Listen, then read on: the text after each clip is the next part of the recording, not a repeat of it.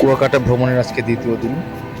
আর আজকে আমরা দেখব কুয়াকাটার সবচেয়ে আকর্ষণীয় একটা স্থান, সেটা হচ্ছে লেবুর বন, যার এক পাশে বিশাল সমুদ্র আর এক পাশে সবুজ বন, যেটা কুয়াকাটার অন্যতম একটা দর্শনীয় স্থান।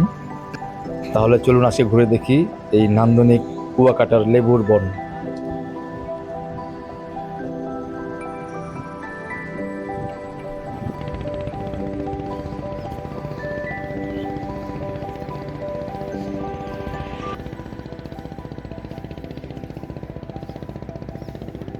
কুয়াকাটার এটা একটা অন্যতম দর্শনীয় স্থান, লেবুর চর।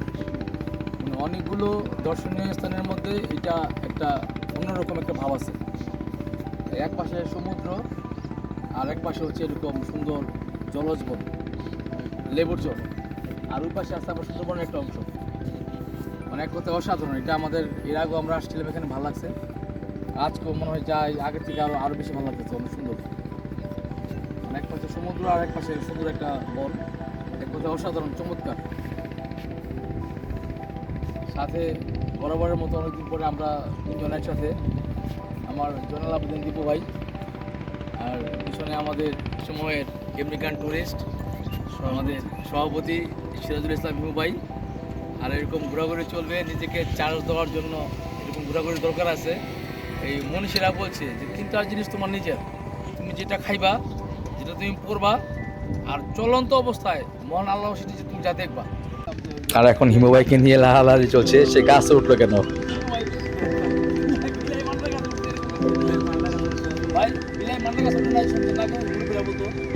শুনছি, তাই তো মনে হইতেছে।